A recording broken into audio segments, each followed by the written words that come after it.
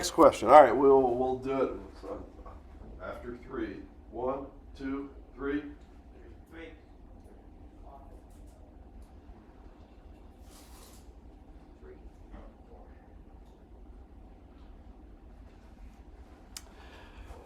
Well, there's one. That's a good one. Now, child runs, calls exec LP on cat, fred.text. That's going to go ahead and print out 2 lines. So there's lines 2 and 3. And that the exec LP is successful, it never returns, so we're done. Right? These guys don't get executed. So that's 3, and then the parent gets back and prints out done. So the answer is 4. I have a feeling we're not going to see a lot of 4s here. Unless we had a very silent minority. 6, 7. Okay. All right. Are we getting to the point where you don't want to answer on 3? It's all right. There's anonymity. I don't know who answered what. Okay. 1, 2, 3. 2. I got 2 and 3. Okay, so there's one. Well, not one yet. We call printf high. Okay, since it's going to temp.text, this goes into the buffer. It goes into the standard IO buffer, not to the file yet. Call fork, that duplicates the buffer. So now the parent has the buffer and the child has the buffer. Child calls I'm a child, that adds to the buffer. Child exits, flushes the buffer. It's going to print hi and I'm a child. Parent is going to print that, but its hi is already in the buffer, so that's going to go after the hi. So it's going to go out. It's going to print hi, I am no child. So the answer is 4, because that buffer gets duplicated. We should see if that's correct, because I did not prepare anything. The answer should be 4. Yep, it is 4. Okay.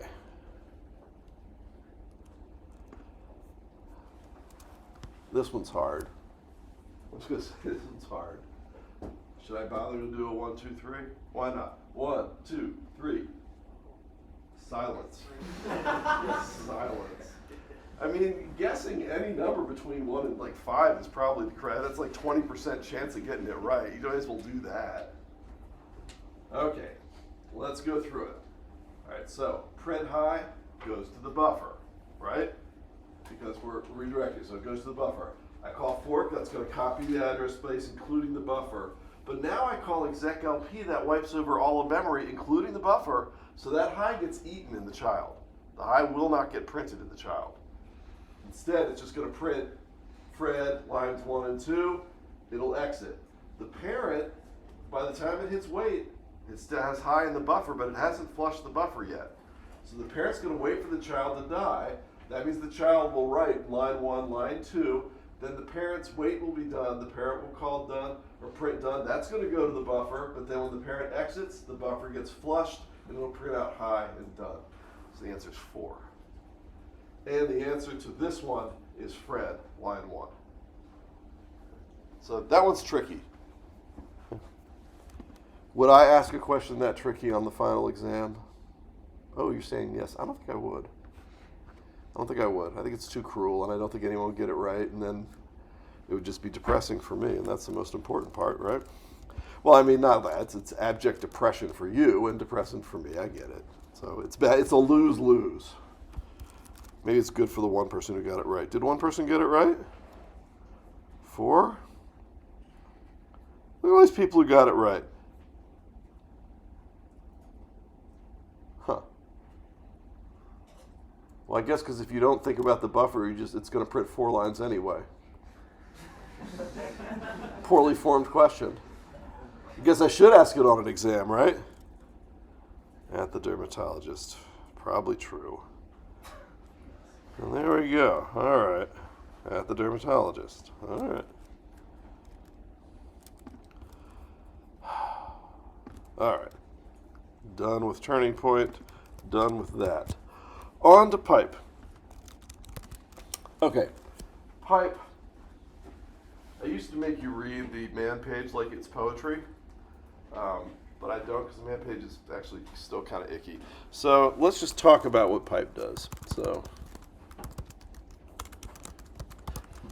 all right, man S2 pipe.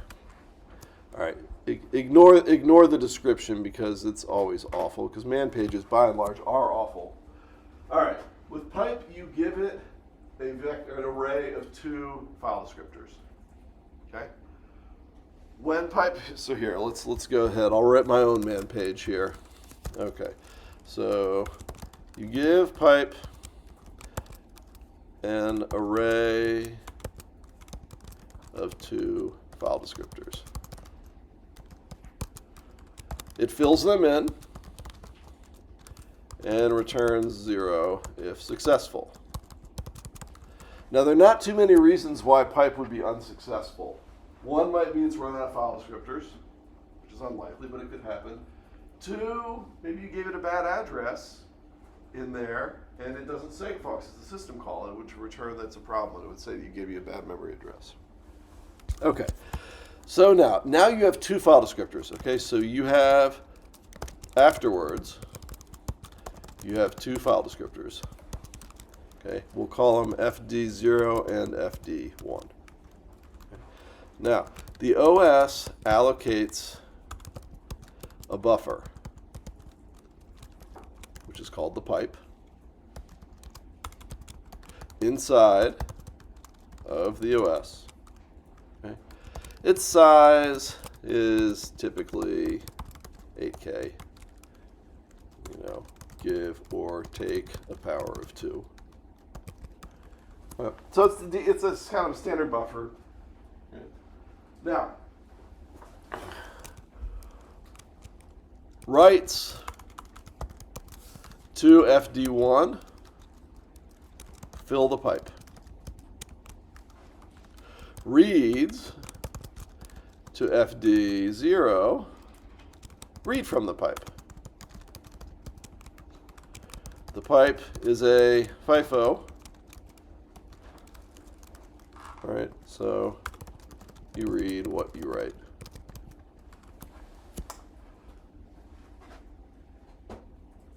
Okay, so the operating system gives you a little data structure that you're allowed to basically fill and remove. Okay? Now, if you call write to FD1, and the pipe is full, then the write blocks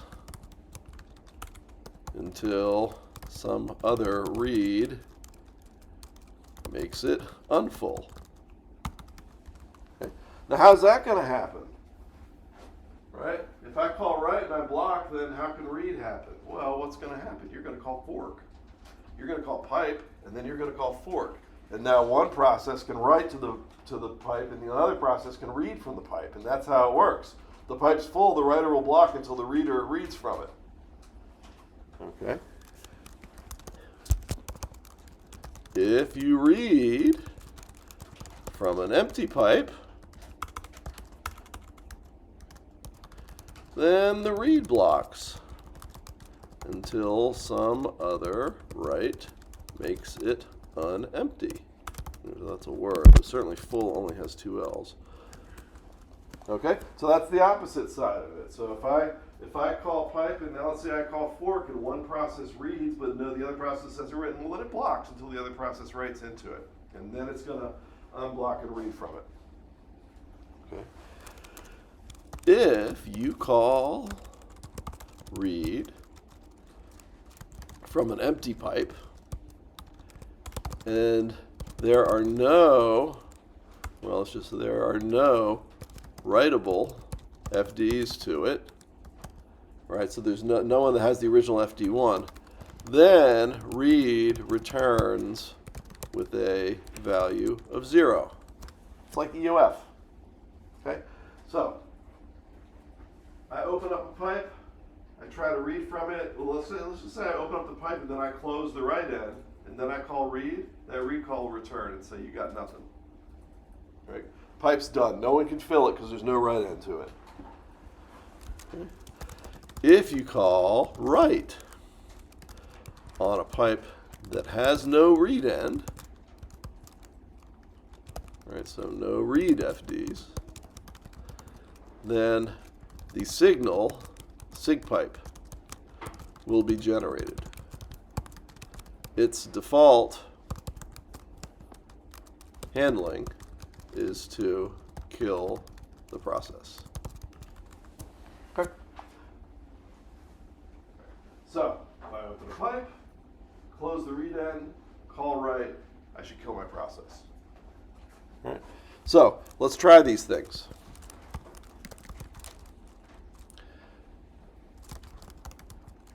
Oh, here, let's go ahead and grab junk.c from dupe. We'll make that a little bigger. All right. So now, let's go int fd2. We'll call pipe fd. Okay. And now, what do we do? Let's get ourselves a buffer. Here, let's say char buff 100. Let's say write fd1 buff. No, let's put something in it. Oh, here, here, we'll do me. Jim Plank. That's how many characters? That's 9 characters, 9. Okay, and now let's say read fd0 buff. Let's just read 9. Okay, and here, and then let's say buff 9 equals the null character, printf buff.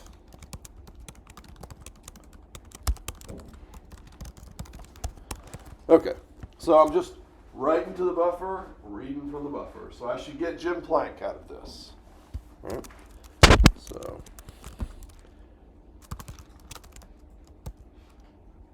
oh man, I just killed that, didn't I?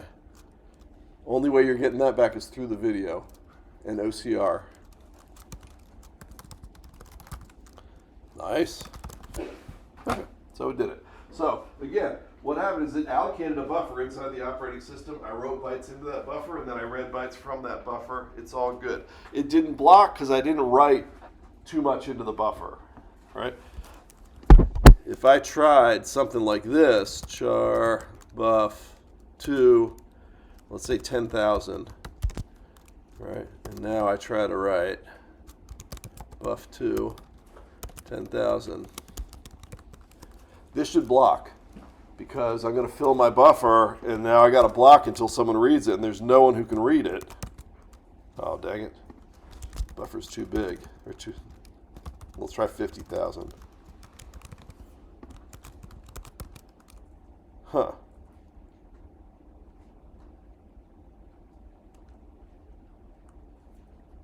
Really? All right. Let's write 1,000,000.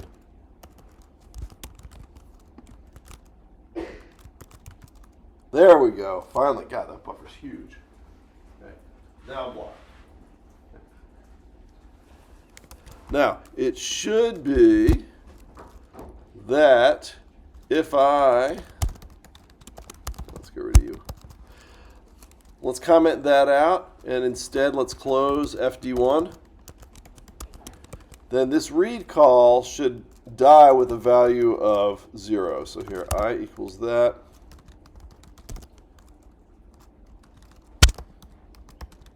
Printf. Let's not do that. Okay. Yep. Because I closed that right end. If I didn't close that right end, that should just stall.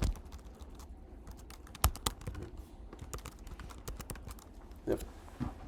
Because now, from the operating system's perspective, it doesn't know what's going on. It just knows that there's actually a write handle to that buffer and a read handle to that buffer. So it's just going to make that read block until someone writes to it. That's very important, because this is going to trip you up.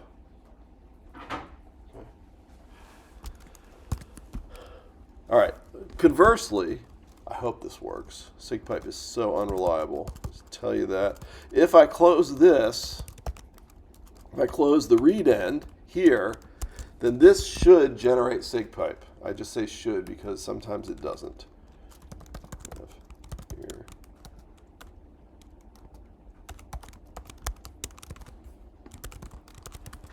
Oh, good. It didn't. It worked. Okay. So this right call generated sig pipe. Sig pipe killed the process because that's the default behavior for sig pipe, which is actually often what you want. Okay. Now what you typically do with pipes is you use them to string together multiple processes. Okay. So, for example, let's write some code that'll set up a pipe, and then it'll call fork. And then it'll have the parent read from standard in, write it to the pipe. We'll have the child read from the pipe, write it to standard out. Okay. So let's do it. We'll do it here. There we go. We'll do buff 1000. Sure. We don't need that buffer. There we go. We'll call pipe. Now we'll call fork. If fork does not equal 0, we will have the parent read from standard in and then write to the pipe. So if f get s, do we remember it's going to be buff 1000 standard in not equal null, then what we'll do is we'll call write into the buff. So we're going to call write fd1 buff Sterling buff. That'll work. Okay. Otherwise, let's put this in a while loop. Sorry. If fork is a while. One. Let's do it this way. We'll say if it equals null, then let's return 0. There we go. Okay. Otherwise we write and we're good. Okay, otherwise with the child, what we're going to do is we're going to have the child read from the pipe, and let's just have it read using read. Okay, and I'll just have it read one character at a time. That's bad form, but that way at least I know what I'm getting. Okay, so here let's have a char here, char C, and we'll say, okay, no, that's that. Okay, otherwise we're the child. Okay, the child's going to do while read from fd0.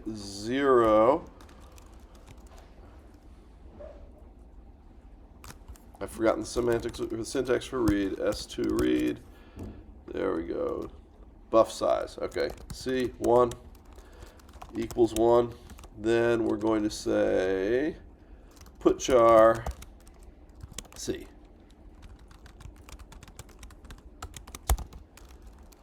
Okay.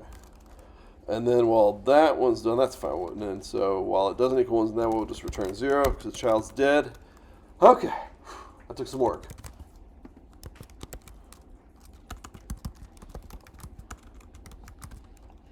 Okay. So we run it. All right. And now if I type something here, it should print it back to me. All right. So Jim, yeah. Okay. We're all good. Now, I've messed up in this program. Okay. It's very natural, but I've messed up in this program. And the reason I've messed up are the exit semantics. And you can see that in the following way. If I say a.out into, let's just say output.text, and I say Jim Plank, and then yay, right? And then control D. Now I expect to see these in output.text, right?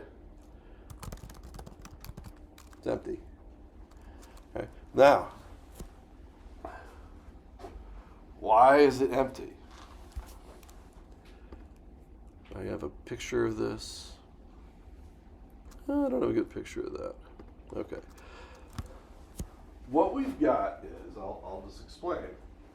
We've got this, I've got to have a picture. The wrong set of lecture notes. I don't have an image, do I?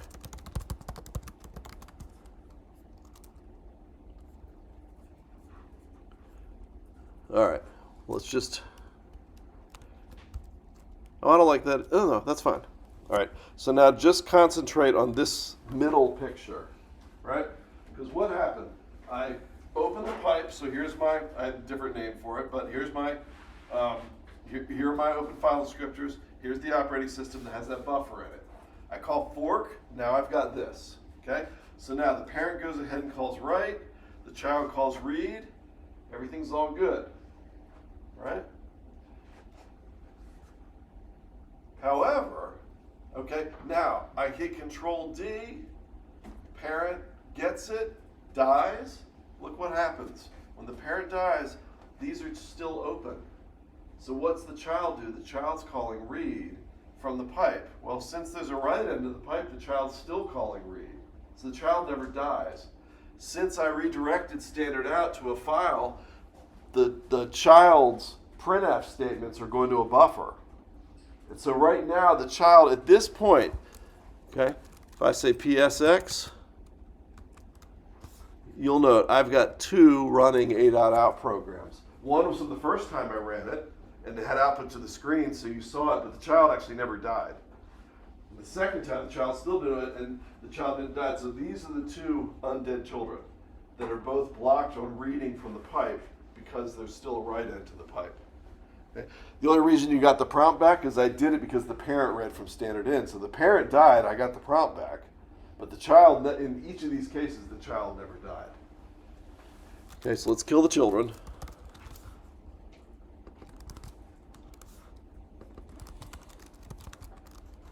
Okay, did it flush the buffer? Where is the buffer?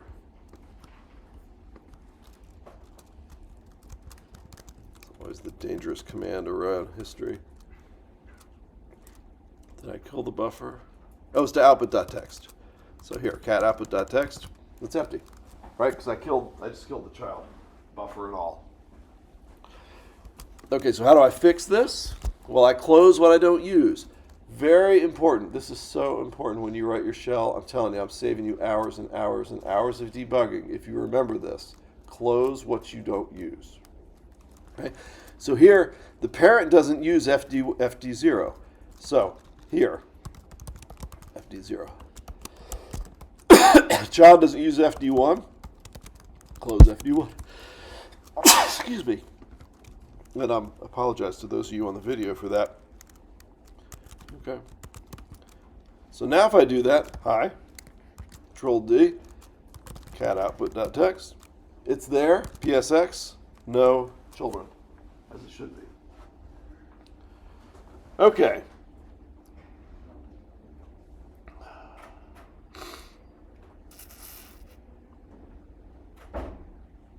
All right, SIGPipe. You usually don't see SIGPipe, and SIGPipe actually does what you want it to do, so it's a very nicely defined design thing. So, for example, let us say I've got a giant file. Here you go, random names 10,000 into temp.txt. All right, so now temp.txt is a big file. 100K. Let's make it bigger. There we go. Now we got a big file.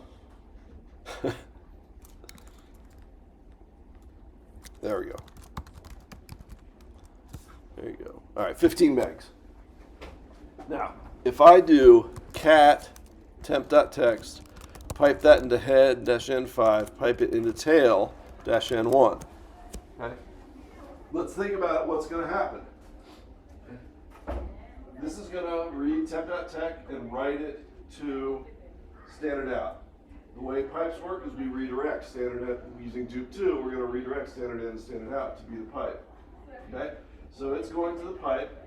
Head is going to read the first 5 lines, and then it's going to exit. Right? When head exits, right? So now head's going to print its 5 lines. Tail's going to read for those 5 lines. Head will exit, so now tail will get EOF. Tail will be done. Tail will print out that line and be done. But what happens to this cat process? Well, head's dead, so now there's no write end of the pipe, the read end of the pipe, so this cat's going to generate SIGPipe. So there are times that I will ask this on an exam, right, is how do these 3 processes die, right? And maybe I'll give you multiple choice and maybe I won't. But the answers should be this one gets sig pipe, right? This one read 5 lines, so it exits all on its own, and this one exits because it read EUF, which it has to. It can't print out the last line until it reads the entire file. Okay. See, that generated sig pipe without anyone knowing. Okay, now, it's actually not bad timing. Let's go here. Now, let's suppose we want to do, what the shell does with Unix head. Sure, let's even do -n5, f1.text, pipe that to sort. Okay? So, what we're going to do is, okay, we're the shell, so we're going to call fork twice. We've got to call fork twice because we're going to have 2 children. There's going to be the head child and the sort child. Before we call fork, we've got to call pipe because we have to allow those children to communicate to each other. So we're going to call pipe, then we're going to call fork twice. Okay? And then we're going to do 3 different things depending on who we are. So let's go ahead and do it. So int pipe, no, we'll call it fd2. We'll call pipe fd2. And then we should test the return value, but I'm being lazy, and I'm not. And now we're going to say if fork equals, no, let's say not equals 0. So I'm the parent. I'm going to call fork again because I got to create a second child. So if fork does not equal 0. Okay, so now I am the parent. All right, which is going to be the shell process. My job is to close those file descriptors and wait for my 2 kids to die.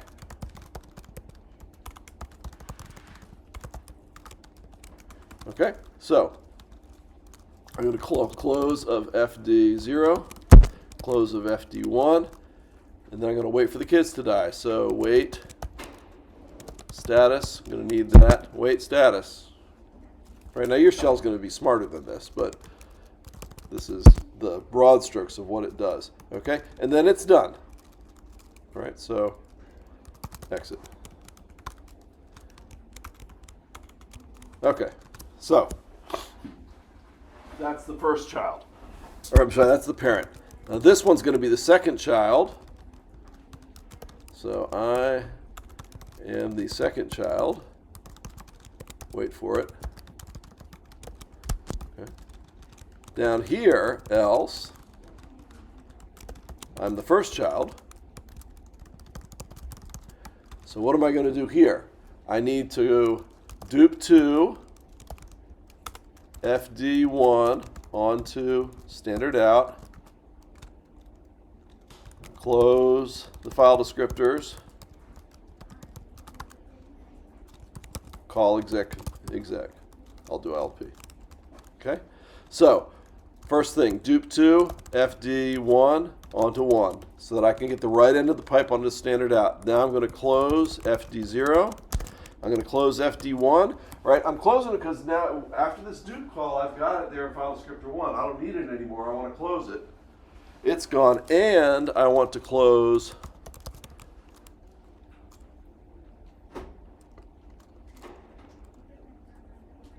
I think that's all I need, isn't it?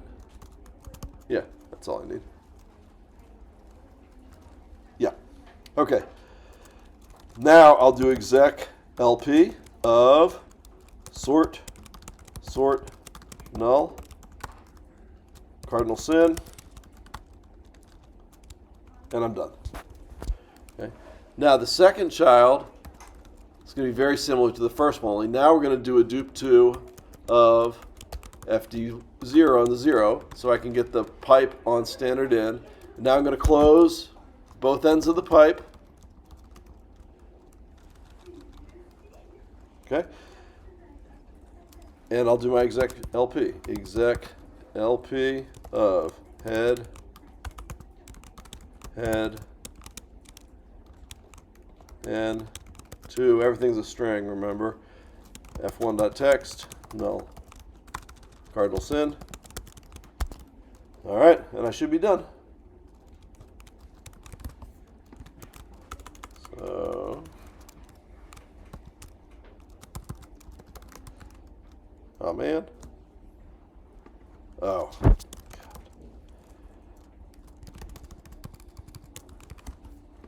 Why don't you all see the? Because I'm napping, Dr. Plank. It's okay. It's post-launch. All right. Do I have F1.text? No. So here, random names. Let's do 20 into F1.text. So there we go. Got a bunch of names. And then if I call a.out, what do we expect? If I call a.out, we expect that it will grab the first 5 of these, 1, 2, 3, 4, 5, sort and print them sorted. Okay. And hopefully we get a prompt back and no stray processes. Uh-oh.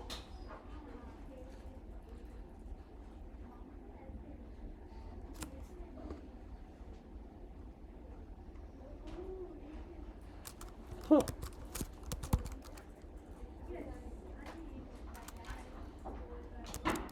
Well, isn't that interesting? Well, one thing you didn't pay attention to. Oh, did I do 2? Oh, okay. I did 2. Well, that's good. So that's correct. But someone's... Okay, so head's gone, but sort's not.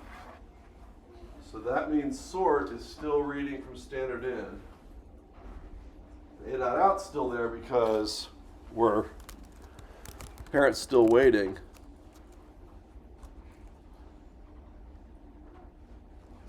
Wasn't that interesting? So the second child closes it. Well, this is one of those things where I'll have to look into it because class is over. All right. See you on Tuesday.